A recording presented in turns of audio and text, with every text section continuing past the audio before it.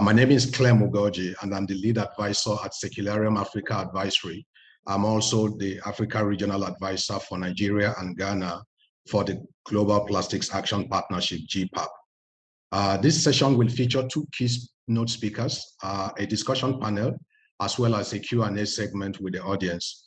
But before we get on with the agenda today, I would like to request members of the audience to please send in any comments or questions they may have through the chat box. We won't be able to take voice messages on the call. To deliver our first keynote address is Mr. Oliver Boachie, Special Advisor to the Minister of Environment, Science and Technology and Innovation, the Republic of Ghana. In this role, Mr. Boachie advises the Minister on issues related to technology and innovation, resource and environmental management, and sustainable development. He also assists with the Ministry in formulation of policies and implementation of strategies on technology and innovation, environment and climate change, and the circular economy. Mr. Boachie is a member of the governing board of the Ghana Environmental Protection Agency, EPA, the technical committee on the Platform for Accelerating Circular Economy, PACE, the technical committee of Africa Circular Economy Alliance, SCEA, and also the chairman of the technical committee of the Ghana National Plastics Action Partnership. It's my pleasure to welcome Mr. Boachie to please give us his keynote address. Mr. Boachie, please. Thank you very much, Clem. On behalf of the Honorable Minister of Environment, Science, Technology, and Innovation, and the entire MESTI organization, I wish to extend a very warm welcome to our friends from NPAP, the World Bank Group, and all participants who have joined us today for this financing roundtable. In 2019, the World Economic Forum selected Ghana as the first country in Africa to host the Global Plastic Action Partnership, or GPAP, which is a global initiative that seeks to harness the forum's convening power to facilitate strategic dialogue with the global community and drive international public-private cooperation to address the menace of plastic pollution. Ghana's selection was based on the bold initiatives that the country has taken to tackle the menace of plastics pollution. Our national plastic management policy has signaled a clear demonstration of the government's commitment to deploy plastics management strategies that will clean and protect the environment, create jobs, and grow the economy. A major goal of Ghana's National Plastics Action Partnership is to support the development of a circular economy framework as the primary vehicle for managing the plastic value chain in Ghana. In that regard, the Ghana NPAP is acting as the convener of stakeholders, initiatives, and funding in order to scale and accelerate in-country partnerships to tackle plastic pollution and marine litter. The World Bank Group has been a very active member of Ghana's NPAP from the beginning and is fully represented on both the steering board and the technical committee of NPAP. The co-hosting of today's event by NPAP and the World Bank Group at this conference is a clear demonstration of the deep commitment to circularity that is shared by both NPAP and the bank. Indeed, the World Bank Group has initiated a project under the bank's ProBlue program to support Ghana in piloting a plastics collection strategy that is based firmly on circular economy principles. NPAP has adopted a process of implementation that focuses on 3 strategic pillars. Under a baseline study, Ghana NPAP has undertaken a scoping and diagnostic exercise in Ghana to identify the change levers within the plastic value chain and has sponsored preparation and establishment of an evidence-based baseline, which has been roundly accepted stakeholders. Building on top of the work to establish the national baseline for plastic waste management, NPAP has gone further to commission consultants to model various scenarios based on reasonable assumptions of systems changes and ambitions, and to develop an action roadmap that details needed activities in the short, medium, and long term for the sustainable management of plastics within a circular economy framework. What is left outstanding is a roadmap that will lead to global and local investments, financing mechanisms, and funding from organizations such as the Global Environment Facility, GCF, the World Bank, and others. This is what has led us to today's roundtable event, which has brought all of us together. This financing roadmap presents a great opportunity for us to look at all angles of financial resource mobilization to support the implementation of a sustainable circular economy regime for plastics in Ghana and perhaps the entire African region. I appeal to all our panelists and also to other participants, especially those from the private sector, to be open and vocal so that we can hear them and understand what it will take to get their active participation in our journey to transition to a sustainable circular economy in Ghana and Africa. It is my hope that this roundtable will lead to insightful discussions, broad knowledge sharing, and active networking among all the participants. I thank you for your indulgence. Thank you very much, Mr. Boachie. That was very well said. And I think, in your comment, you've made it very clear. Ghana was the first Africa country to join the Global Plastic Action Partnership's NPAP model. And that model has led to a lot of very strategic milestones that Ghana has covered. Of course, there is, the national baseline on plastics flow that's available currently as a result of that work. There is also the national action, roadmap, on plastics action. And of course, the financing roadmap is currently in progress. And, I share in your hope, and I believe we all share, that the conversations at the session today will build into the insights that would help us deliver a very qualitative finance roadmap for plastics in Ghana. Thank you so very much. Next, I'm going to call on the second speaker, Mr. Pierre Laporte, to deliver his keynote address. Mr. Laporte is the World Bank's country director for Ghana, Liberia, and Sierra Leone.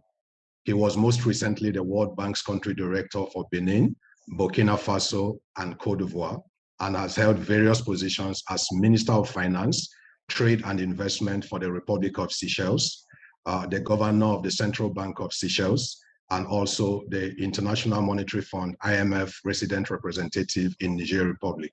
My pleasure to welcome Mr. Laporte to the mic. Mr. Laporte, please. Thank you very much, MC, and good morning, good afternoon, everyone, participants, colleagues. It's a pleasure for me to be here to discuss one of the most prevailing issues of our time, plastic pollution. And within this context, here in Ghana, a country that has made significant strides to improve plastic waste collection and management, and is now serving as an example for how other countries can make progress towards a circular economy. At the World Bank, as most of you know, our twin goals are to eliminate extreme poverty and boost shared prosperity in an equitable and sustainable way. Plastic pollution challenges these goals, not only by negatively impacting livelihoods like fisheries and tourism sectors, but also by putting public health at stake with flooding risks exacerbated by clogged drains. The COVID-19 pandemic has contributed to a surge of single-use plastics that strains waste management efforts and further underlines the need for us to address the plastic issue. Supporting countries in addressing plastic waste is a step forward in meeting our twin goals, and here in Ghana, our support entails various projects. This includes the Greater Accra Resilient and Integrated Development Project, the GARID, a $200 million investment project aimed at reducing the amount of solid waste including plastics that flow into the Oda River Basin through improved solid waste management and infrastructure. More recently, the World Bank has begun to provide technical assistance funded by ProBlue, an umbrella multi-donor trust fund partnership that supports integrated and sustainable economic development in healthy oceans.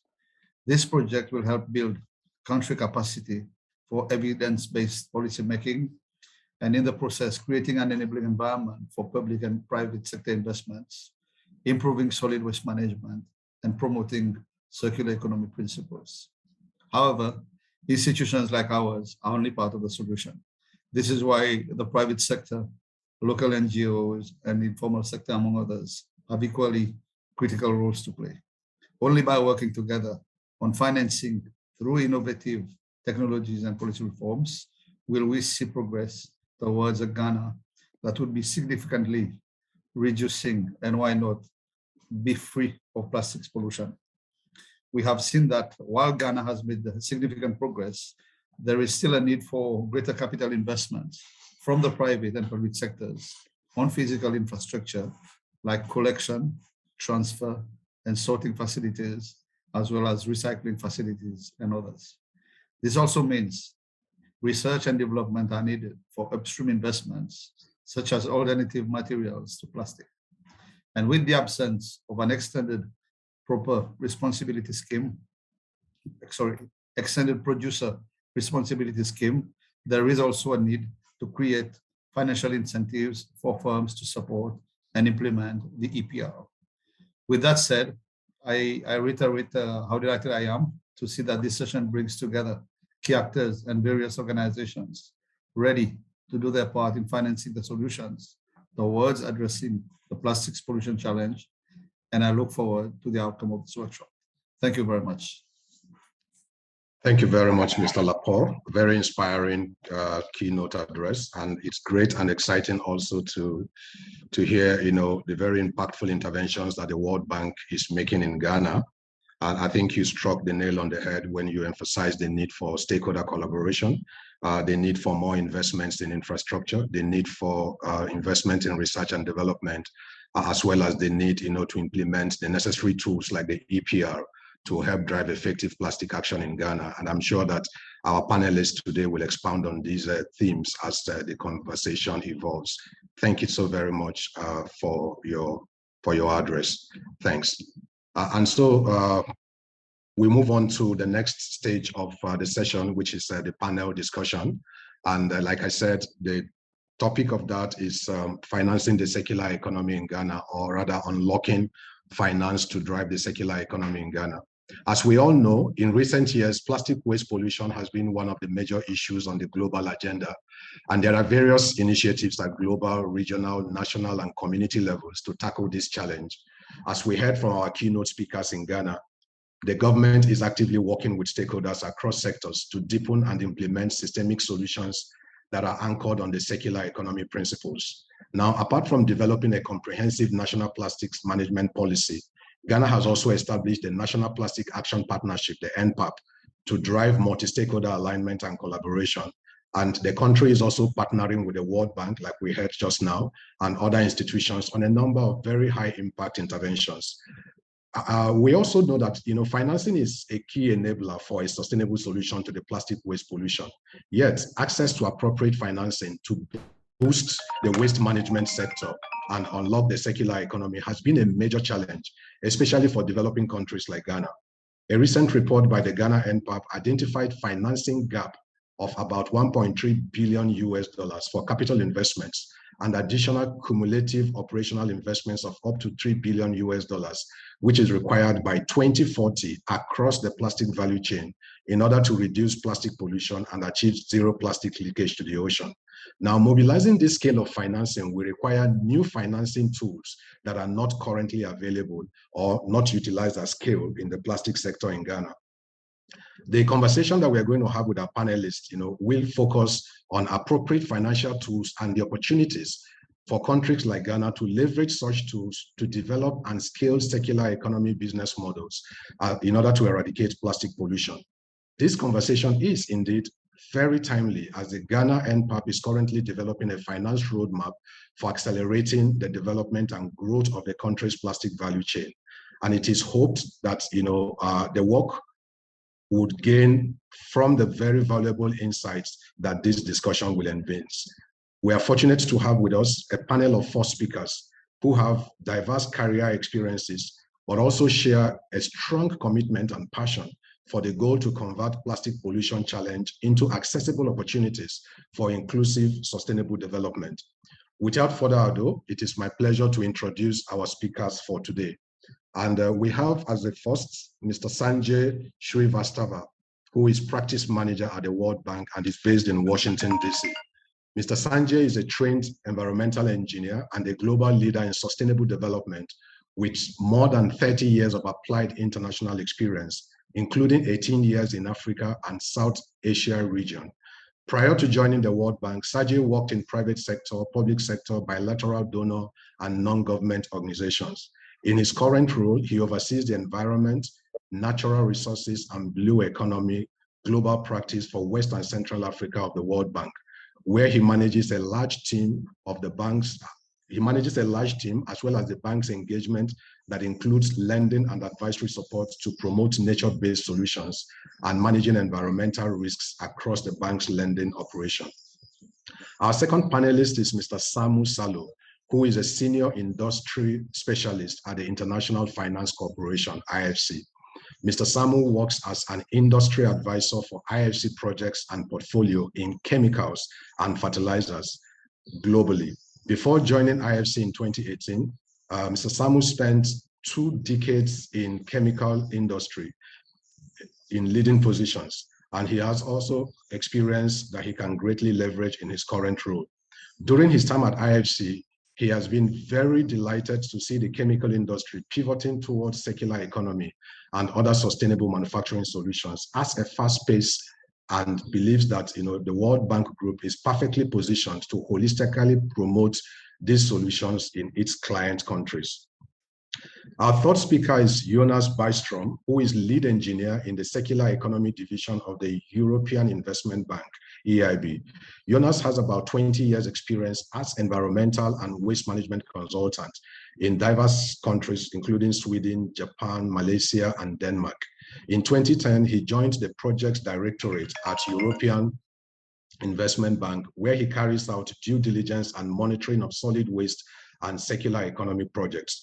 He also undertakes sector and technical assistance work with a particular focus on circular economy and ocean plastics reduction.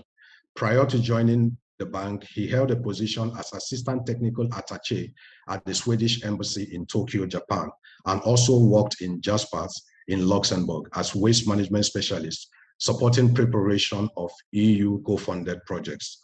Last but not the least of our panelists is George Sander.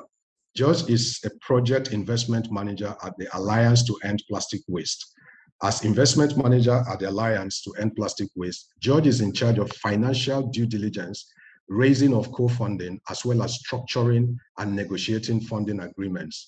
George has 5 years of hands-on experience in developing infrastructure projects in Myanmar on behalf of the private sector infrastructure development group, Infraco Asia, with a focus on clean energy and agriculture. Previously, he worked in corporate banking, SME lending, project finance, and real estate, and in private banking as private equity and investment advisor in his native Luxembourg. It's my pleasure to welcome our distinguished panelists to the conversation this afternoon. And I would like to start with Mr. Jonas Bystrom of the European Investment Bank. And my first question to you would be, in terms of the conversation that has taken place so far, there is this tension in the circular economy discourse of if solutions are most needed upstream or downstream, especially in a market like Ghana, still working towards achieving comprehensive waste collection for all citizens. Now, what should be the priority? And are these 2 ends, which is the upstream end and the downstream end, these 2 ends of the circular economy, really, are they in competition with one another for limited financial resources that are available? What's your point of view, sir? Thank you, Clem, and the organizers for the opportunity to be part of this very worthwhile roundtable, first of all, on a very crucial topic and in the context of the important work that the Ghana NPAP is doing. I think it's a good question, and I think rather than tension and competition, I think we should think in terms of the correct timing of these two options, and also to seek the complementarities. It is clear that in areas where there is today no or poor waste collection, the first priority is to improve and expand the collection, to get the plastics from the streets, from the drains, from the rivers, from the beaches, etc. And that will have important positive impact on public health, on urban environment, on marine environment, etc. And it will also have climate impacts. And important in this context, when we talk circular economy, is of course to ensure that we are not just collecting all the waste mix. We are trying to go for source separation to the extent that it is possible to facilitate the valorization and the recycling following the collection. And this would also then, in addition to the impacts I described earlier, also have positive job creation and local economy impacts.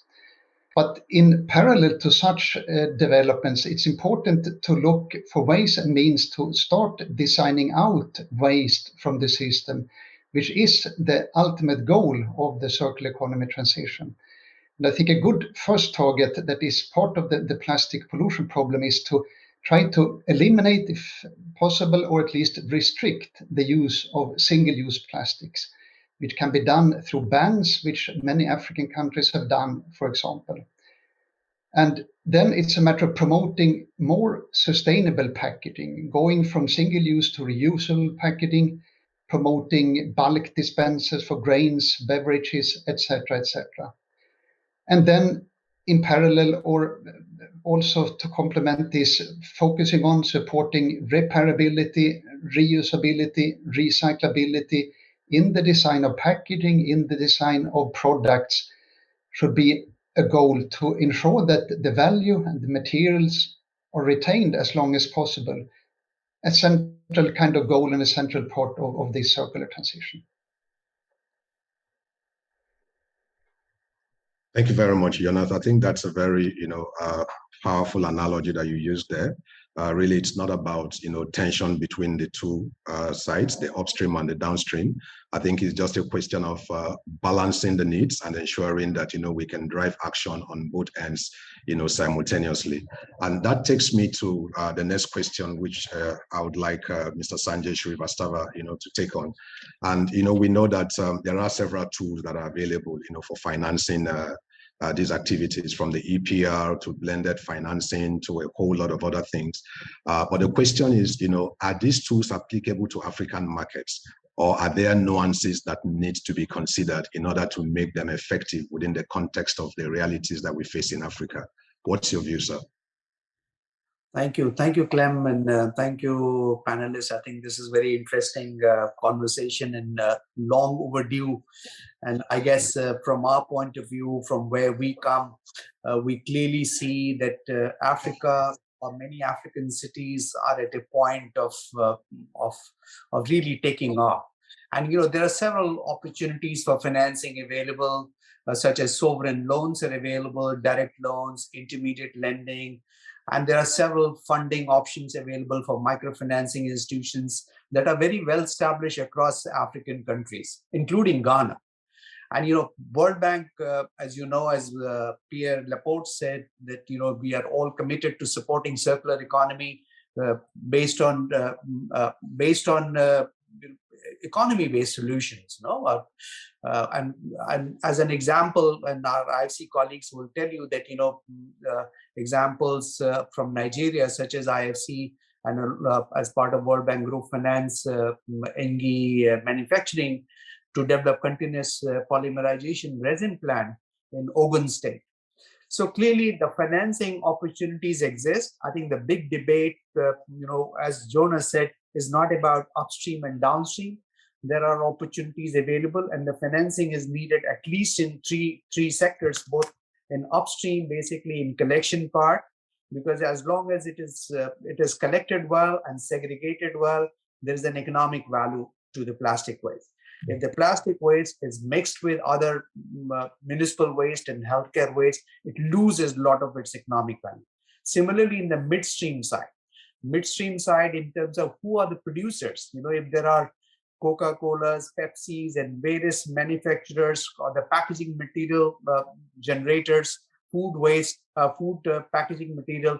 So I think there is also an opportunity to work upstream and the midstream in terms of how those resources are there alternate materials? Are there waste or the packaging material available which goes beyond single use? So there is an opportunity also to finance and invest into midstream, as well as on the downstream side.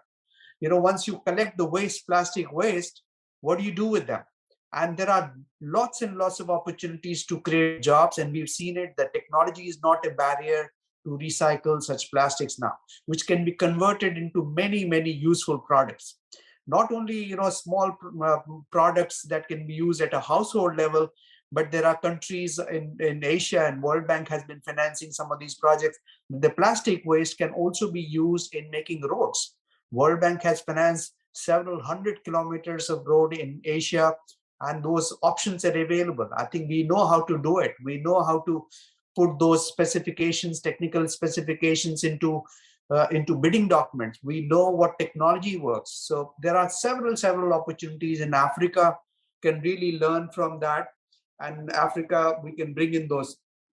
However, it is very important that to foster stronger flows of internally sourced financing. As alluded also by Jonas, authorities in Ghana should tactfully pursue the extended producer responsibility schemes as part of effort to develop a resilient Ghanaian financing climate for plastic management.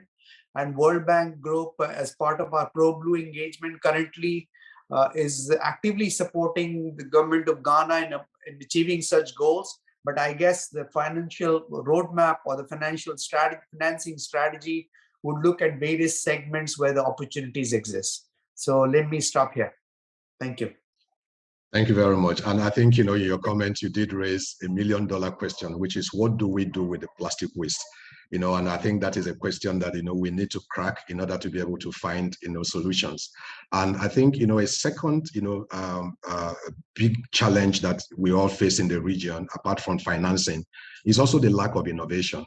And so I'd like to, hand over to Mr. Samu Salo of IFC, and to just tell us what is needed to unlock private sector innovation that can drive down costs, and also ensure that we find a sustainable use of the plastic waste for other materials. Thank you, Clem. I'm very happy to answer the question and to be here. So I am a chemical engineer. I have been working in the chemicals industry and also in the plastic industry for over 20 years. So I'm looking at this like not only downcycling, how could the plastics be downcycled, but how it could be kept in the loop, because it's a valuable molecule. Once it's done, it took a lot of effort and GHG emissions to get that molecule. How can we keep that in the loop? So for that point, we at IFC have conducted several studies in several locations, including Nigeria, which was mentioned previously. We are kind of making a mass balance. What are the imports of plastics? What is the consumption of plastics? How much ends up waste? And how could you build business models around that? And over and over again, and also discussing with all the players in this value chain, from waste management to chemicals producers, plastics producers, to brands.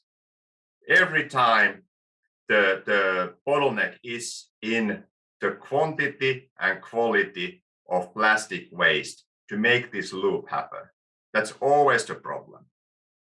Because at the moment, brands, other off-takers of recycled plastics are willing to pay a premium for high quality recycled plastics. So the business case normally is there for high quality advanced recycling, either mechanically or chemically, if you just have the feedstock. But why is the feedstock so problematic? That is because the nature of the collecting, transporting, sorting, those companies seem to be smaller and not as investment grade as chemical companies, for instance, backward integrating into advanced recycling.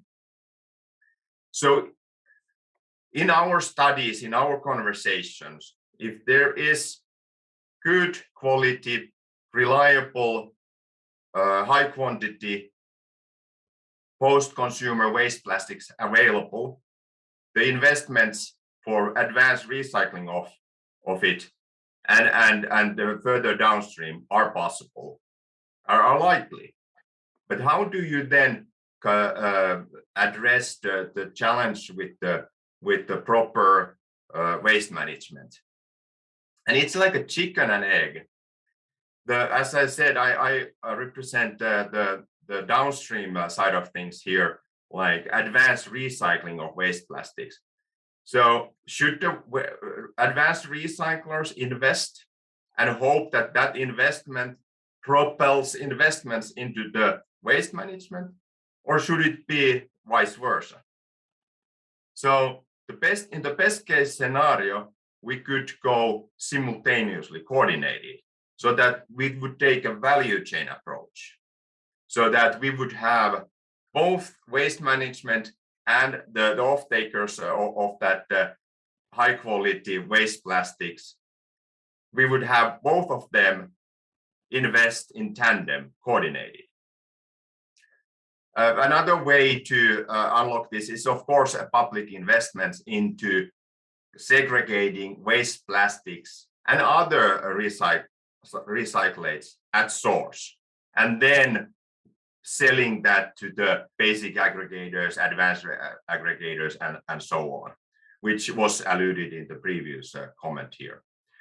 I want to round up this my little answer here with mentioning that at IFC we are well positioned to take a value chain approach, as we have colleagues like me also working on the waste management side.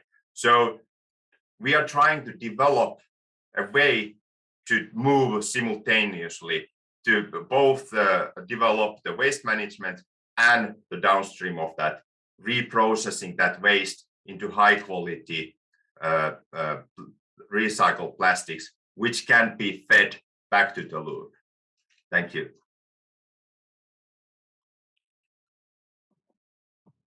Yeah, thank you very much. And I think that's a very important point you've made around, the need for high quality recycled plastics, which would be useful, for those who have, end use applications. And I think, that takes us to, a very logical question for Mr. George Sanders. And that is, the fact that there are so many small scale innovations that are hidden in the shadows, especially here in Africa, and I believe, other developing countries as well. But even though they are small scale, they are also highly responsive to the needs of the large percentage of the populations. The question here is there an opportunity, to scale these solutions to have measurable impact? And if those opportunities exist, what can be done to de-risk these investments and ensure that that potential is realized? Thank you, Clem. And I would actually like to break down your question in its two parts. So about the opportunity. So yes, there are more solutions needed than are currently available. So we for sure confirm that there is an opportunity and an urgent need to scale solutions for impact. And we as an organization measure impact in a number of ways, including the amount of plastic prevented from leaking into the environment and the proportion of that being recycled, along with other factors such as job creation and the number of people with improved access to waste management infrastructure, for example. Hence, the potential of a project that we look at for investment, so the potential of that project to achieve a measurable impact and contribute to the circular economy at scale is a critical investment criteria for us. But our focus is also then to lay the foundation to enabling these solutions to be financially sustainable. Now, to address the element of what can be done to de-risk, and I'm here now at risk of simply repeating what has been said before, but that makes it maybe even more obvious. I think we all agree that there is a certain inertia around who invests first, and a value chain approach is needed, because at the one hand, you need to develop the offtake markets for the recyclers who are not keen to invest if they have no visibility on their offtake markets. But on the other hand, they also lack access to a reliable source of feedstock.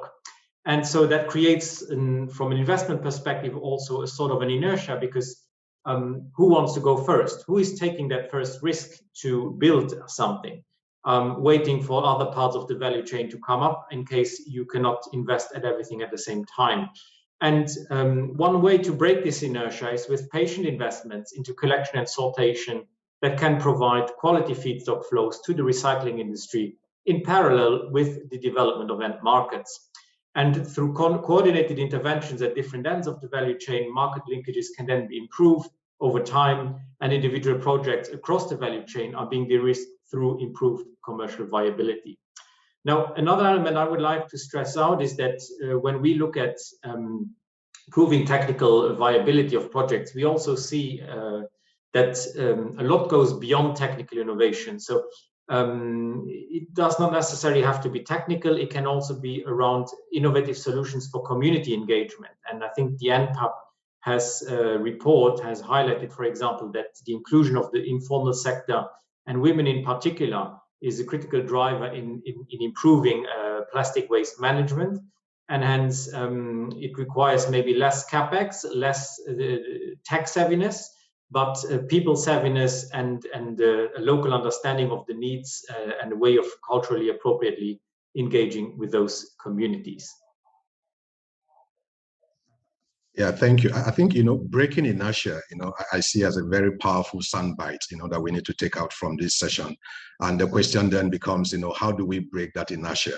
And I think, we're very fortunate to have in our midst, Jonas from the European Investment Bank, because we all know that at least, from a global, perspective, Europe has made significant progress, relatively speaking, in being able to tackle this problem. Obviously, yes, the level of success differs from country to country, but overall, I think, they've been in the lead. And my question to Jonas would be, given everything that we have seen and everything that we are saying, what are the promising financial mechanisms, that Europe has, been able to deploy to achieve the level of success that they have, that you believe that, can be transferred or adapted for Africa in transforming the waste management sector, especially the waste, the plastic waste segment? Yeah, I think that, like Sanjay actually briefly alluded to or mentioned, there is a need actually for different instruments, because, like have been mentioned by many, there is a need for investments in many on many levels in the value chain and in the system. So I think public investments are needed. Municipalities, municipal utilities need to work on the expansion, improvement of collection, also on the upgrade of the disposal, rather than putting waste in a lot of small dump sites, ensuring that what cannot be recycled is put in sanitary landfills. And for that, we offer sovereign loans. We lend to the Ministry of Finance. They can lend on grant to municipal council, to a utility, etc. But in between the collection and the proper disposal, like we have said, and like all of us focus on, is what can be done to optimize the opportunities for larger companies to invest in sustainable, viable recycling facilities. And for that, we have the option to support such companies with direct loans, and there could be a need with some guarantees, even though every effort should be made to secure the feedstock through effort on the collection side, also working with the FMCGs and others to secure the offtake. But there may and often is a need also for smaller companies than the large companies investing in the large economy of scale type of facilities. So the SMEs, the micro enterprises involved in collection, maybe in some pre-treatment of collected plastics at aggregated scale, they may be then financed through intermediated loans, local banks that have got the credit line from the EIB, or microfinance institutions, etc. But I think it's also important in this context to look at and discuss, and we as a bank, of course, do that, the financial sustainability of projects, in particular the public projects. And in the collection improvement of disposal and the related improvement in urban environment, public health, ocean environment, etc., there are good arguments and reasons to point at the polluter pays principle and try to recover at least some of the costs of those part of the system from the users to the extent affordability allows, with reasonable affordability limits. And we've also seen in some of the projects that we are now preparing under a facility called the Clean Ocean Project Identification Preparation Facility, focusing on the kind of projects that reduce ocean plastic discharge, that there is often a need for investment grants to bridge the funding gaps that affordability constraints actually create. So I think a wide range of instruments needed, focus on cost recovery to the extent possible, and looking for ways to bridge funding gaps. And then I think you have the financing tools and tools needed to ensure access to financing and pull or push this off the ground. Thank you very much, and that is very well said. And I think the question of inertia, still continues to resonate. And you talked about the EPR, and perhaps that is one very good example of, where progress has been stalled by inertia, not only in Ghana, but I believe across, most of the African countries.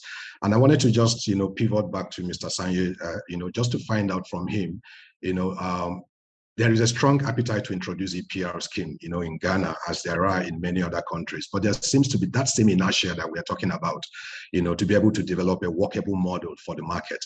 In your opinion, and given your experience working not just in Ghana, but across the region, what do you think are the factors or the challenges that, prevent an effective EPR scheme from taking place so far? No, thank you. I think, again, a major obstacle to the introduction of plastic extended producer responsibility scheme has been concerns over fairness in its application. And the success of mandatory EPR scheme as proposed by state actors will often be contingent on creation of an environment where all stakeholders responsible for placing plastic products on Ghanaian market, such as local plastic producers, good manufacturers, importers, and retailers, fall within the mandate of the EPR scheme, so that the burden of the financial burden or the tax on plastic does not fall unfairly only on one sub-segment. So that fairness part is very important. And we know, though many private sector stakeholders appreciate the value of EPR scheme in channeling financing, but in absence of clarity on how a fair and a just EPR scheme will be developed, has created some hesitancy at some level. And of course, bilateral engagement between World Bank and GRIPE, an association of major Ghanaian manufacturers that run the voluntary EPR scheme, has also highlighted the whole fairness question. And it apparently is the major hindrance to private sector compliance with mandatory EPR scheme if we were to bring it. Hence, it is important to promote a transparent policy development environment whereby all stakeholders can contribute to the process. Additionally, I think there are also concerns with respect to data quality and availability. And in terms of how much is generated, who generates how much waste, and then how much of it is collected, how much of it is different kinds of plastic. And those are also sometimes an obstacle to development of an EPR scheme in Ghana. So that makes it difficult to get a detailed picture of plastic production and consumption trends within the country.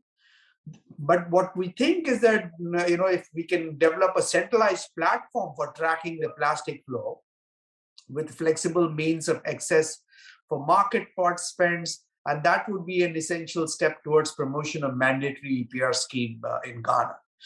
As part of pro-blue engagement from the bank, we are indeed providing some technical and analytical insights on how Ghana can develop an e-registry of plastic import, export, and consumption.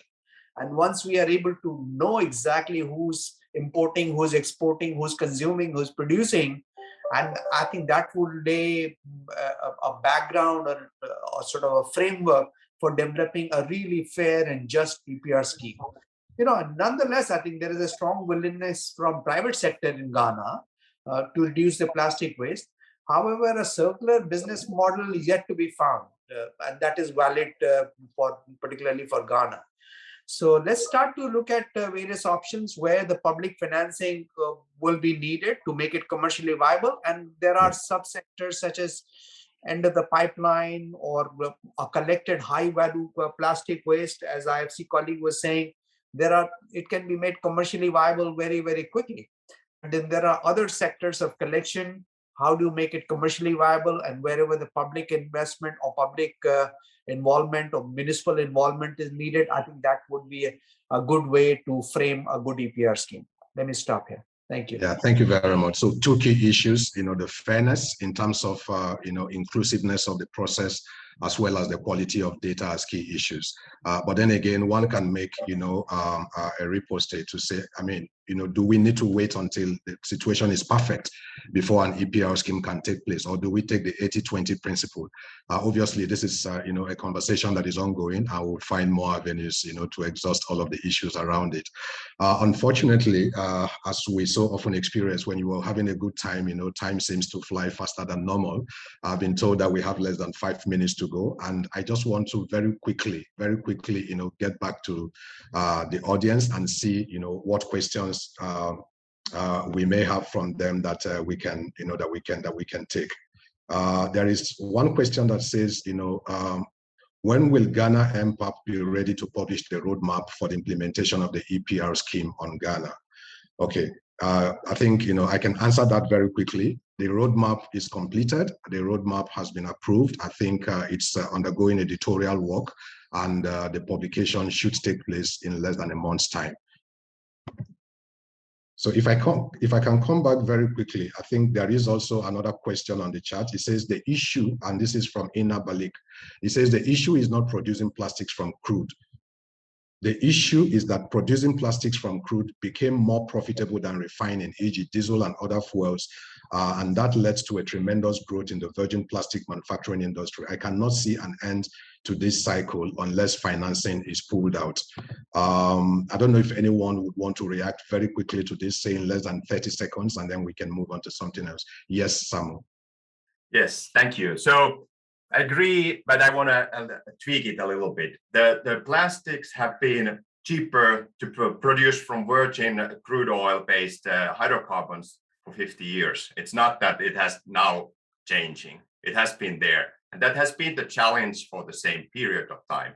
So what is now different than it was the past 50 years is that the sentiment, the policies, the policymakers, consumers like you and me, we are all changing our mindset regarding the one-way street of virgin plastics and dumping it uncontrolled.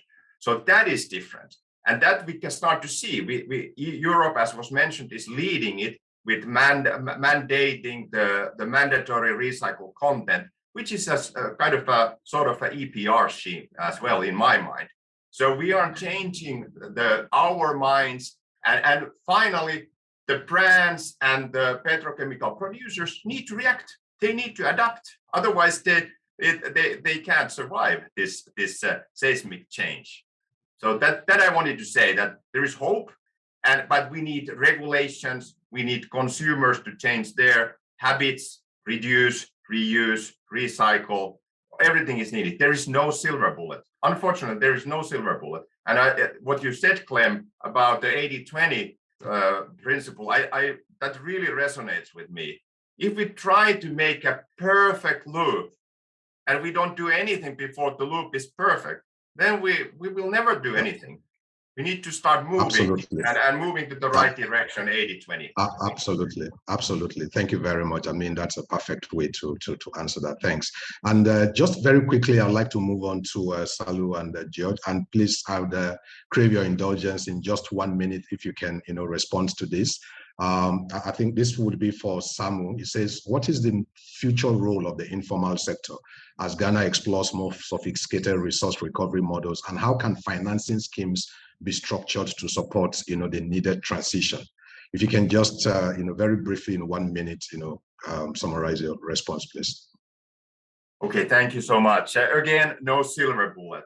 But what is helpful, I can give you an idea. So what is helpful is that if this whole value chain from informal sector collection to the brands using that collected, closing the loop, if the transparency is improved.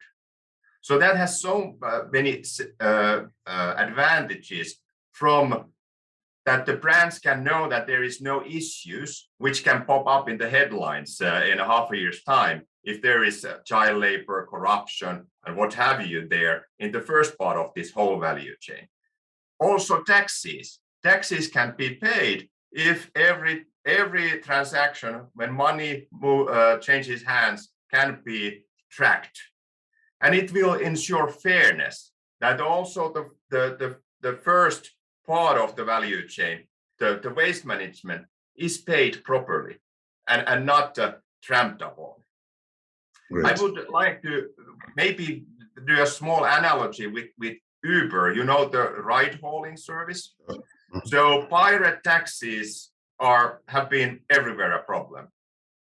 But what Uber brought there is that when they bring the transparency, then everybody involved, the customer, the driver, Uber, knows what is the cost, who is getting what, and the taxes are paid. So kind of in a similar way, we could see if we could create transparency for the payments across the whole value chain. We could lift informals to formal workforce. Absolutely. So the Uber model will resonate, and I think it's something we need to research more and see how we can deep dive into it. I would go to George Sander, and again, it still revolves around the private sector and all of this. Now, the question is, does the domestic private sector have the tools to transition to secular business model, and are simply lacking the financial and policies, stimulus needed to achieve those models proven in other markets? Or is it that there is more of an issue that we don't have models that are well adapted to these market needs? I mean, in your experience, what exactly do you think the problem is? Is it an issue of policy, or is it a lack of models that are suitable? Yeah, so we think there's no one-size-fits-all solutions, but local partners often have a deeper understanding of the challenges on the ground and what it takes to scale, especially in emerging markets. And I think a very good example is the Asase Foundation's Closing the Loop project in Katamanso Municipal District in Accra. That is one of the first projects that the Alliance has supported, and a great example of local innovation. I would like to give you a bit of a more concrete insight what this project does, rather than going into the policy debate, because it shows up how things can be taken care of from a bottom-up approach. And so basically Asase helps organize underprivileged women from local communities who collect the waste, sort it, and then sell it to a recycling plant that is also set up by Asase and functions like a social enterprise that is owned by locals. And the Alliance has supported this project in two ways, by funding the optimization of the first operational plant in Katamanso and enabling it to scale up the treatment capacity from 500 tons per year to 2,000 tons per year, and also enabling the project to access additional financial support from Europe Aid, with whom the Alliance is now co-financing the replication with 2 new additional plants, bringing total capacity up to 6,000 tons per year from in initial 2,000. Now, the way this project addresses the lack of market linkages and breaks this inertia is, well, the starting point is again collection, and here it's not only collection but also making an impact for maybe the less privileged parts of Ghanaian society. These women from local communities who are enrolled as waste pickers, they are trained in health and safety standards, basic bookkeeping, and educated in different plastic types and what value they may have. And this network creates then that critical feedstock for this cachet recycling facility. And then, of course, there's the quality gap. And I quote, I think, a statement that was made before, only waste or plastic waste that has been properly sorted has the real value. So again, these ladies are trained in already pre-sorting it, and then there's additional sorting happening inside the plant. And yeah, so let me I know when you say absolutely, that's when we're running out of time. So let me conclude with the affordability gap that we're trying to address. So interestingly, we're also able to develop markets. So for example, we're selling part of the plastic flakes to a local entrepreneur who transforms them into lumbers. And we are fortunate to have a PhD from Belgium who has been hired and is currently on site to study on how to optimize these product formulations and benchmark them against equivalent products in Europe, for example. We also have one of our member companies who is supporting this project with establishing actually product sheets for the end products, and I believe also for the recyclates, so that it becomes easier to actually engage. Sorry, George, I don't mean to cut you. I think it would be great if you can help us put the link to that information on the chat, so that the audience can, have access to understand all of this the more. But thank you very much. I think that was a point, very, very well made. And so, ladies and gentlemen, we've come to the end of this session. Unfortunately, we have such, heavy brain power on this session, and we didn't have enough time, as it were, to milk, all that they have to offer. But I think there has been some very interesting sound bites, from this session. We've heard from Mr. Boachie and, of course, Mr. Laporte around how the government of Ghana, with the World Bank and the Global Plastic Action Partnership, are collaborating to move things forward in a multi-stakeholder fashion. There has been also, some of the other sound bites around, there should not be tension around, whether it's the investment in the downstream or the upstream, but we need to find the right balance and ensure that we can drive progress around the two at the same time. The other thing is also that the question of what do we do with the plastic waste? We need to solve that, question. We need to be able to invest in innovation to be able to make use of the plastic waste domestically and not rely on the exportation of plastic waste. We also need to ensure that we keep the plastics within the loop, and of course, that is what innovation is going to help us achieve. Continuously recycling, continuously reinventing, continuously reusing, in order to ensure that there is no opportunity for the plastics, to become waste and litter the environment. I think the question also has been asked around, the need to break the inertia.